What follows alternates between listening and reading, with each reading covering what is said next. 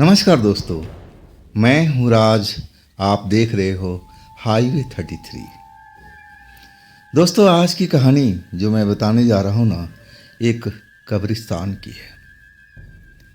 वो कब्रिस्तान बहुत ही ज़्यादा डरावना था लोगों की नज़र में। आसपास के जितने भी गांव थे ना, उस कब्रिस्तान से सटे हुए, सबको पता था कि वो कब्रिस्तान हॉन्टेड है। उसमें रात के टाइम में अजीब अजीब सी आवाज़ें लोगों को सुनाई पड़ती थी। लोग बाग वो आवाज़ सुन कर के बेहद खौफ में चले जाते थे। और जब आवाज़ सुनाई पड़ती थी ना रात को उस कब्रिस्तान से, तब आसपास के खेतों में जो गिदड़ थे वो चिल्लाने शुरू कर देते थे।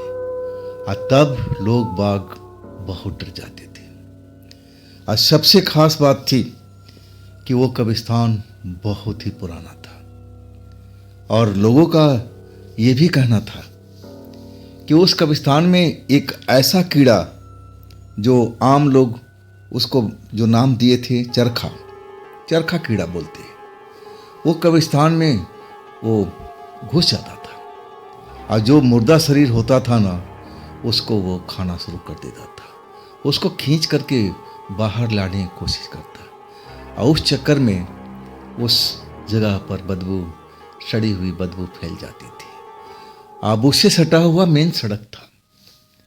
मेन सड़क पर उस दिन में या रात में जो भी कोई गुजरता ना, जब उधर की हवा होती थी ना, तब एक बदबूदार हवा का झोंका लोगों को महसूस होता था। जो लोग अनजान थे वो थोड़ा परेशान हो जाते। वो जानते नहीं थे कि इस जगह पर कोई कब्रिस्तान भी है। लेकिन जो लोग जानते थे वो बेहद डर जाते थे। उस जगह से जितना जल्दी हो सके वो भागने की कोशिश करते थे। और ख़ास करके रात के टाइम में उस कब्रिस्तान के पास से कोई अकेले गुजरता नहीं था, जो लोग जानते थे। लेकिन एक ऐसे लड़के की कहानी ये है जो उस कब्रिस्तान से बिल्कुल अनजान था। उस लड़के का नाम है श्यामू। ये जो हमें कहानी भेजे हैं ना, उनका नाम है विनय कुमार। उनका वो मौसेरा भाई है, दूर का रिश्तेदार है। ये उसी की कहानी है। अब ये जो श्यामू जी है ना, सिद्धार्थ नगर में रहते हैं, यूपी के सिद्धार्थ नगर में। और ये जो शमशान है ना, ये बांसी के पास में है, बांसी रोड पर है। और माघ मेला वहाँ पर लगता है बांसी में। उस जगह से सिद्धार्थ नगर से 22 किलोमीटर की दूरी पर माघ मेला जनवरी से स्टार्ट होता है, जो मार्च तक चलता रहता है। आसपास के गांव के लोग सर्कस, खेल तमाशा आदि आदि सब देखने के लिए उस मेले में जाते थे, उन खेलों का आनंद लेते थे। और ऐसे ही एक दिन जो विनय कुमार का मौसेरा भाई था, यानी श्यामू, ये घटना 2017 की है। वो जो महीना था ना, जनवरी का था। अब मेला स्टार्ट हो चुका था और श्यामू उस मेला को देखने के लिए ललायत था। लेकिन वो अकेले जाता नहीं था। अब कोई ना कोई अपना साथी को ढूंढ रहा था कि कोई साथ में मिले तो मेले का आनंद डबल हो जाए। लेकिन सब काम में अपना यार दोस्त फंसे रहते थे। बड़ी मुश्किल से उनका एक दोस्त तैयार हुआ और तब उसको लेकर के अपने बाइक से वो मेला देखने चल पड़े थे, दोपहर के बाद में। इसके बाद वो मेले में पहुंच करके मेला का दोनों दोस्त आनंद लेने लगे थे। जब पूरी तरह से मेला को देख लिए, हर चीज़ अब समझ बूझ लिए, तब वहाँ से निकले। तब शाम से ऊपर का टाइम हो चुका था, अंधेरा हो चुका था। आज जो श्यामू का वो दोस्त था ना, उसका कोई रिश्तेदार उस मेला वाली जगह पर ही, कोई गांव था वहाँ उसका कोई रिश्तेदार रहता था। और उस मेले में उसका वो रिश्तेदार मिल गया। तब बोला, करे जब तुम यहाँ पर आई गए हो तो चलो आज मेरे घर पर। अब जो श्यामू का दोस्त था वो तो तैयार हो गया और श्यामू को भी कहने लगा कि चल भाई तू भी चल। लेकिन श्यामू को अगले दिन सुबह में कोई जरूरी काम करना था, जरूरी काम से बाहर जाना था और वो अपने दोस्त को मना कर दिए कि नहीं भाई आप चले जाओ, मुझे एक ज़रूरी काम सुबह में करना है, अगर मैं नहीं गया तो बहुत नुकसान हो जाएगा। लेकिन वो दोस्त कहता था कि देख भाई रात का मामला है और तू अब अकेले हो जाएगा, सड़क बिल्कुल सुनसान हो चुकी है, जाना ठीक नहीं है मेरे दोस्त, तू चल आज रुक जा, सुबह तड़के तड़के निकल जाना, हम भी चल पड़ेंगे। लेकिन श्यामू बिल्कुल नहीं माने। वो कहने लगे कि नहीं नहीं, सुबह हमें जल्दी निकलना है, अगर यहाँ से हम निकलेंगे तो 22-23 किलोमीटर का सफ़र करना पड़ेगा, टाइम ज़्यादा ख़राब हो जाएगा। तो मेरे दोस्त तू अपने रिश्तेदार के पास जा और मैं अपना घर चलता हूँ, अपने गांव चलता हूँ। तब तक 8 बज चुका था, शाम का 8, और उनका दोस्त अब अपने रिश्तेदार के गांव चला गया। इधर श्यामू अपने बाइक स्टार्ट कर चुके थे, चलने लगे अपने रास्ते पर। जहां वो शमशान था, रोड से थोड़ा सा दूरी पर था। लेकिन जब तेज हवा चलती थी ना, जब उधर से हवा का झोंका आता था तो दुर्गंध शमशान का, मुर्दा सड़ने का वो रोड तक आता था। लेकिन अब रात का वक्त था और जो श्यामू थे ना, अपने बाइक तेजी से चलाते हुए अपने गांव की तरफ जा रहे थे। अचानक उनको एक बच्चा की रोने की आवाज सुनाई पड़ी, जैसे बच्चा को कोई चोट लगा है। श्यामू जो थे ना, ज्यादा उम्र तो नहीं थी, बस मात्र 23-24 साल के थे। अब बच्चे से बड़ा लगाव था, बच्चे को बहुत चाहते थे, चाहे किसी का बच्चा हो, बहुत प्रेम करते थे। जब वो बच्चे की कराहने की, चोट की आवाज़ सुनी ना, जैसे बच्चा बड़ा दर्द में है, तड़प रहा है, तब वो बाइक अपना रोक दिए। बाइक रोकने के बाद वो बच्चे की आवाज़ सुनने की चेष्टा करने लगे कि बच्चा कहाँ पर है, उसके साथ हुआ क्या है, क्या वो बच्चा मेला देख करके तो नहीं आ रहा था, क्या उसके साथ कोई है कि नहीं है। कई तरह के दिमाग में उनका फितूर आ चुका था और बच्चे की आवाज का एक तरह से वो पीछा करने लगे। बाइक तो रोड पर लगा दिया, मोबाइल में उनका टॉर्च था और टॉर्च जला करके, जबकि वो अंधेरी रात थी, और उस आवाज को ढूंढने की कोशिश करने लगे कि बच्चा का दर्द भरा आवाज आ रहा है तो कहां से आ रहा है।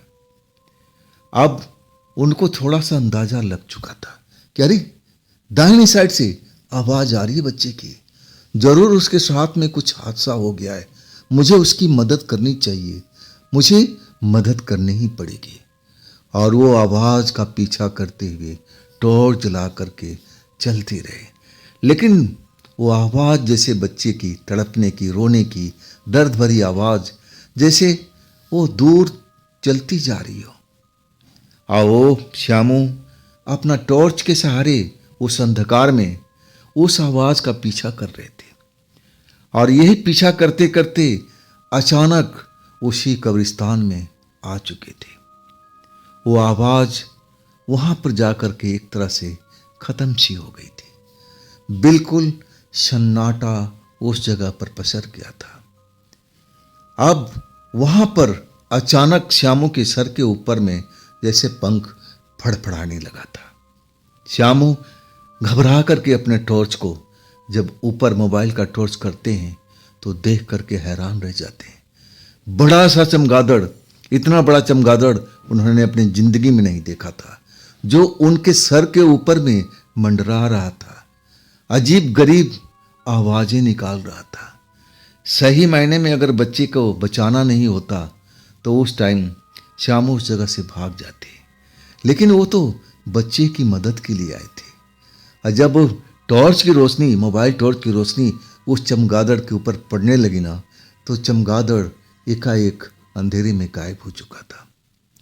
अब श्यामू उस बच्चे की खोजने में लग चुके थे कि आखिर वो बच्चा की आवाज़ यहाँ तक आई अब फिर वो आवाज़ कहाँ चली गई? क्या बच्चा वो बेहोश हो गया या फिर उसके साथ हुआ क्या? क्या बच्चा वो मेले से आ रहा था? कई तरह का शंकाएं मन में लिए और टॉर्च की रोशनी से वो इधर उधर देखने की कोशिश कर रहे थे। हर तरफ घनी झाड़ियां, लंबे से पेड़ उस जगह पर फैले हुए थे। अचानक उनके जहां पर खड़े थे ना, वो जगह हिलने लगी और अचानक भरभरा करके जैसे जमीन में समाने लगे हो श्यामू। श्यामू एक इस घटना से एकदम खौफ में आ गए। अरे, मैं जमीन में कहाँ धंस गया? आज जब वो अपने आप को देखते हैं ना, तो उनका घुटने तक पूरा जमीन में पैर आ चुका था। आज जब वो टॉर्च का रोशनी नीचे करते हैं कि मैं धंसा तो कहाँ, क्या ये दलदल जगह है? लेकिन जगह तो सूखी थी, लेकिन वो जगह थी एक कब्र की। और कब्र के ऊपर में खड़े थे और कब्र की मिट्टी नरम पड़ चुकी थी। अब उनका वजन को संभाल नहीं पाई और उनका पैर उसी कब्र के अंदर जा चुका था।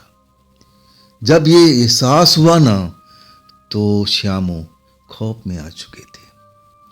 दिल में दहशत भर गई थी। उनको लगा कि अरे, मैं कब्रिस्तान में हूं, मुझे पता ही नहीं चला।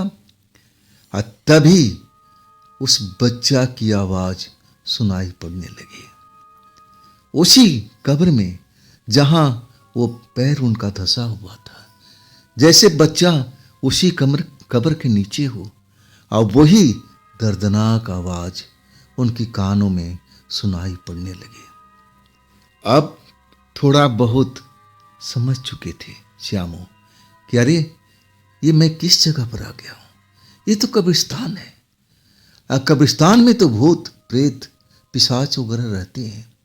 क्या मैं किसी पिशाच, किसी भूत के जाल में तो नहीं फंस गया?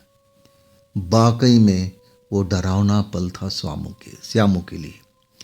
डर से कांप गए थे और जल्दी जल्दी उस कब्र से निकलने की कोशिश करने लगे, लेकिन वो निकल नहीं पा रहे थे। जैसा उनका पैर किसी ने जकड़ रखा है। वो लाख कोशिश करते थे कि मैं कब्र से बाहर निकल आऊं, लेकिन वो कर नहीं पा रहे थे। जैसे उनको पैर को कोई कब्र के नीचे खींच रहा है कि तू भी आजा बेटा, कब्र के अंदर ही, तू भी इसी में दफन हो जा। जो भी था वो वही कोशिश कर रहा था। बच्चे की आवाज लगातार रोने की सुनाई पड़ रही थी।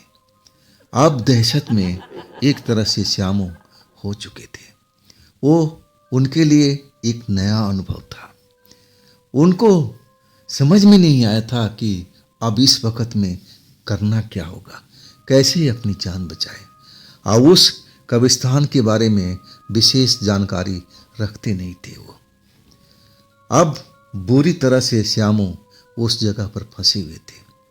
अब भरपूर कोशिश कर रहे थे कि मैं इस जगह से जल्दी से निकल जाऊं, बाहर भागूं। अचानक जैसे तैसे जैसे किसी ने पैर उनका छोड़ दिया और निकल गए उस कब्र से बाहर। और इसके बाद वो भागना चाहा उस जगह से, भागे भी, लेकिन कुछ ही देर तक। अचानक एक गड्ढे में उनका पैर पड़ा। अब फिर औंधे मुंह जमीन पर। उनकी जेब में, ऊपरी जेब में मोबाइल था। वो हाथ में जैसे मोबाइल पकड़ रखे थे ना, भागते वक्त अपनी जेब में, ऊपरी जेब में डाल लिए थे। टॉर्च उसका जल रहा था, लेकिन जब गिरे ना तो मोबाइल छिटक करके दूर जा गिरा था। लेकिन उसकी रोशनी अभी भी जल रही थी, मतलब मोबाइल अभी जिंदा था, बंद नहीं हुआ था। फिर जब उठने के श्यामू ने कोशिश किया ना, तब उनका पैर किसी ने फिर से जकड़ लिया था। जब वह मुड़े तब उनको समझ में आया कि अरे, मेरा पैर तो किसी ने पकड़ रखा है फिर से। जो देखते हैं ना, देख करके दहल जाते हैं। लाल लाल आंखें दिखाई पड़ रही है, लेकिन चेहरा साफ नजर नहीं आ रहा है। धुंधला धुंधला शरीर, एक काला साया उनको पैरों को मजबूती से पकड़ करके कब्रिस्तान की ओर दोबारा से घसीटते हुए अब लेके जाने लगा। और श्यामू अब बहुत खौफ में थे। बस उनको यही समझ में आया कि रोड तो चलता ही है, मेला देख करके लोग जाते ही होंगे, अब आवाज़ लगाया जाए तभी मेरी जान बच पाएगी। आवाज़ लगाना शुरू कर चुके थे, जोर जोर से आवाज़, ताकि अगर उस रोड पर कोई जा रहा है तो उनकी आवाज़ सुन करके मदद करने के लिए आ जाए। लेकिन उस टाइम उस रोड पर कोई भी नहीं जा रहा था, रोड बिल्कुल सुनसान पड़ा हुआ था। और श्यामू अब जैसे समझ गए थे कि अब उनका आखिरी वक्त आ गया है, अब मैं बच नहीं पाऊंगा। एकदम निराश हो चुके थे, खौफ में एकदम डरे हुए थे, समझ गए कि जिंदगी हमारी खत्म होने वाली है, मैं अब बच नहीं पाऊंगा। तब तक जो साया उनका पैर को खींच करके कब्र की तरफ लेके जा रहा था, उस कब्र के पास दोबारा पहुंच गया था। ये वही कब्र थी जहां पर उनका पैर धंसा था, जिसके नीचे से एक बच्चे के रोने की आवाज सुनाई पड़ रही थी। अब साफ सब कुछ देख रहे थे, भरपूर कोशिश कर रहे थे कि उस साये से पीछा छूट जाए, किसी तरह एक बार छूट गए तो पकड़ में नहीं आएंगे। जवान तो थे ही, ताकतवर भी थे, लेकिन भूत प्रेत से कहाँ ताकतवर हो सकते हैं। वही हो रहा था जो नहीं होना चाहिए था। बिल्कुल कब्र के पास वो साया घसीट करके ला चुका था। और वो कब्र जब उन्होंने देखा ना, तो समझ गए कि ये काला साया उसी कब्र में उनको भी दफनाना चाहता है, जैसे वो पहली बार कोशिश कर चुका था। और तभी जैसे कब्रिस्तान में हनुमान चालीसा बजना शुरू हो गया। और जैसे ही बजना शुरू हुआ ना, जो भी साया ने उनका पैर जकड़ रखा था, पैर झटके से छोड़ दिया। और वही मौका था, श्यामू के पास वो उठ करके खड़े हो गए। वो हनुमान चालीसा जो बज रहा था ना, उनका मोबाइल का रिंगटोन था। वो रिंगटोन लगा रखे थे, हनुमान जी के परम भक्त थे, और इसीलिए वो काला ट्यून लगाया हुआ था बजरंग बली का। और वही उस वक्त में उनके जो भाई थे, उनका फोन आ रहा था। अब फोन आते ही वो हनुमान चालीसा बजना शुरू हो गया, और तभी उस साये ने उनका पैर छोड़ दिया था। बस यही तो मौका के तलाश में थे कि कैसे भी एक पल का मौका मिल जाए, वो साया मेरा पैर छोड़ दे। और वही मौका अब मिल चुका था। उठ करके भागे, सीधा रास्ते में ही मोबाइल उनका चमक रहा था, रोशनी जल रही थी, और अभी भी रिंगटोन बज रहा था। जल्दी से मोबाइल को अपने हाथ में पकड़े। अब फिर श्यामू रुके नहीं, जैसे तैसे झाड़ियों से बचते हुए अब मेन रोड पर आ चुके थे। मेन रोड जब बाइक के अपना पास पहुंचे ना, तभी भी उस कब्रिस्तान से फिर जैसे कोई आवाज़ सुनाई पड़ रही थी, बड़ा भयानक आवाज़, जैसे कोई बहुत गुस्से में हो, चिंघाड़ रहा हो, दहाड़ रहा हो। वो आवाज़ इतनी भयानक थी कि श्यामू को लगा कि अब मैं फिर नहीं बचूंगा। अगर बचना है तो मुझे इस जगह से जल्द निकलना पड़ेगा। बाइक स्टार्ट करने लगे, लेकिन चाबी को ऑन करना भूल गए। लगातार बाइक में किक मार रहे हैं, लेकिन जब तक चाबी ऑन ना हो तब तक बाइक कैसे स्टार्ट होगी। एकदम दहशत में सब कुछ भूल गए थे। और एक पल ऐसा आया कि उनको लगा कि बाइक छोड़ करके भागना ही बेहतर है, लेकिन दिमाग काम कर गया। अब चाबी पर हाथ दोबारा से ऑन करते हैं तो समझ में आ जाता है कि तो मेरी गलती थी, हमने चाबी तो लगाया जरूर है, लेकिन ऑन नहीं किया है। अगले पल बाइक उनकी स्टार्ट हो चुकी थी, और जैसे ही स्टार्ट हुई दोबारा उनका भाई का फोन आ चुका था। फोन उन्होंने उठाया। भाई पूछ रहा था, क्या मेला तुमने घूम लिया श्यामू? वो बोले कि हाँ। तो तुम्हारे साथ में दोस्त है ना, अकेले तो नहीं हो? तब उन्होंने बोला नहीं, वो अपने रिश्तेदार के घर चला गया है। तब उनका भाई बोला कि फिर तुम अकेले हो? तब बोले, हाँ। तुम उस कब्रिस्तान के पास से तो नहीं गुजर रहे हो ना? अब चौके तो जरूर थे, इसके बारे में भाई को भी पता है। और तब वो कहने लगे कि हाँ, उसी जगह पर हूँ अभी। और तब भाई बोले कि देर मत कर, जैसे भी हो उस जगह से निकल जा, नहीं तो मेरे भाई तू बच नहीं पाएगा। और इसके बाद अब श्यामू रुके नहीं, फोन को जेब में रखा और बाइक स्टार्ट ही थी और फिर दौड़ पड़े थे अपनी बाइक लेकर के, सीधा एकदम अपने गांव में जाकर रुके थे। लेकिन कोई आवाज उनकी पीछा कर रही थी। जैसे वो बच्चे के रोने की आवाज सुनाई पड़ी थी ना, वैसी ही आवाज बहुत देर तक उनका रास्ते में पीछा करती थी।